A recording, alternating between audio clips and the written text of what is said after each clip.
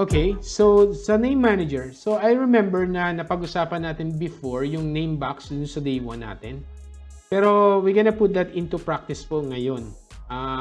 Punta lang po tayo dito sa formulas, name manager, okay?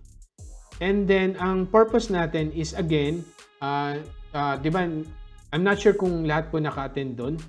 And meron tayong konting problem when it comes to our technology. Kaya ngayon, gagawin po natin ulit itong sa naming ng range or ng cell ref.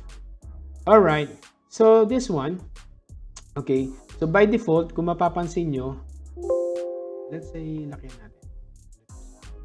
Okay, so we know, sige, tanggalin natin itong, para mas malaki.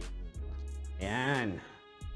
Okay, so mapapansin nyo, by default, ang name po natin dito is E6, right? Cell E6. Okay, we're gonna change that into name 1. Okay, so again, paano natin siya papalitan? Mamaya itatry natin palitan and then gagamitin natin siya into practice. Okay, so name 1, select the range, the cell E1, and then go to name box. Ito yung ating name box. And then type in name 1. So when you press enter, ang mangyayari po dyan is itong cell, di ba kanina, cell E7 tayo, then pag click mo cell E6, napalitan na siya ng name. Hindi na siya E6, name 1 na siya. Pero pwede mo pa rin magamit yung E6, okay? Pero ang ano dyan is, napalitan na natin siya ng pangalan. So let's say, kahit saang area ka dito, kunyari nasa ibang worksheet ka, nasa sheet 3 ka for example, and then, gagamitin mo yung name 1. Pag in-enter mo siya, we are referring to 3. Diba?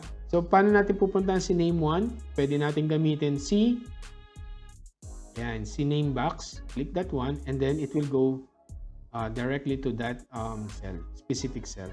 Okay? That's yung first name natin. With this one, okay, so we're talking about cell range naman. Okay, so name 2. Papangalanan natin. So, in-highlight natin siya. Papangalanan natin siyang name 2. Okay? So, highlight the range again. And then, go to name box. And then, type in name 2. Enter. So, when you press enter, ibig sabihin yan, itong range na to is pinangalanan na natin siyang name 2. So, paano natin siya gagawin? Okay. Equals sum. Diba? Usually, ginagawa natin from E9 to dulo. Diba? Pero this time, gagamitin na natin yung name 2.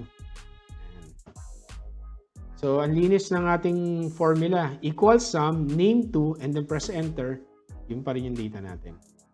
Right?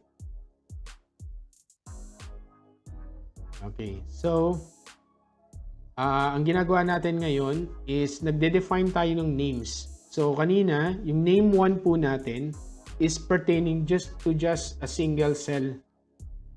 Name 2, ito po yung group of cells or array. Okay, so what we're gonna do is that we're going to use this, let's say, yung name 1 natin, tsaka yung yan. Di-delete natin. So, gagamitin natin yung name 1 tsaka name 2 natin to get the percentage. So, let's say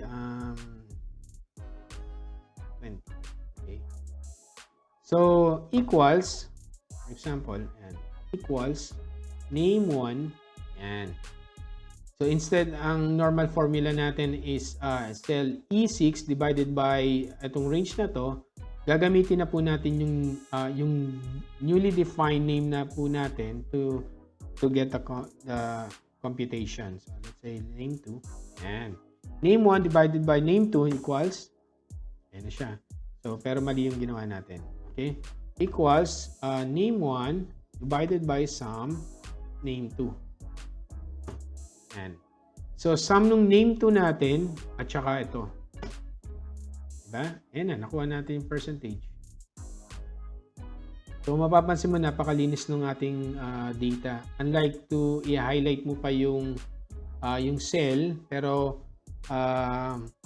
gumamit na po tayo ng names. So, make sure na i-utilize po natin yan kasi pag nasanay po tayo, makikita nyo na malaking talaga siya. Malaking tulong po sa inyo when it comes to writing the formula. Alright, so going back to formulas name manager. So if you want to make some changes on our cell reference, so let's say we want itong name 1 na to, it should be not E6, could be E7. So ang pwede natin magawa is just to go to the name manager and then just look for the specific name. So ito siya. So nasa name manager tayo, we are selecting the name 1, ito yung gusto nating palitan, and then it refers to formula E6. So kung gusto mo siyang palitan, gawin mo siyang E7, click mo lang to and then click that one, and then yun na, magpapalit na siya. So yung name 1 natin no longer na E6 na po, magiging E7 na po siya. Okay, so same goes with name 2. No. So same goes with name 2. Let's say for example, the name 2 natin is instead of from dito, from E9 to E12, pwede pala nating hanggang E15.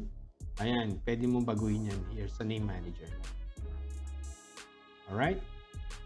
So let's say for example, ito. Meron tayong group of mga cells natin na gusto natin pangalanan. So, ang gusto natin pangalanan is, for example, itong H5 to H11, ito yung magiging name niya, yung nasa left niya. So, kunyari ito, dapat to hindi na H5, magiging, na siya, top 1 na siya. Ito, top 2, top 3, top 4, top 5, and 6, top 7, and top 8. So, there's an easy way for us to do the naming of these cells.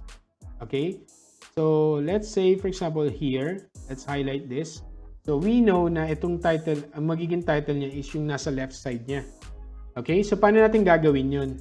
Okay? So, create from selection. Okay? Na-highlight muna natin siya. And then, create from selection. And then, meron tayong top row, left column. So, kung yung name natin is nasa top, ito yung select natin. So, since ang data natin is nasa left, yan ang click natin. And then, press OK. So, remember na itong data natin kanina, ang name niya is H5. Ang objective natin is mapalitan siya ng top 1, top 2, and so on and so forth. So, now, let's check. So, mapapansin mo na meron na siyang top 1, top 2, top 3, top 4, etc. Ayan, tingnan natin dito. Ayan, ayan na siya. Ayan. Okay, so eto na, good to know lang po sa lahat pero medyo baka hindi nyo nagagamit siya.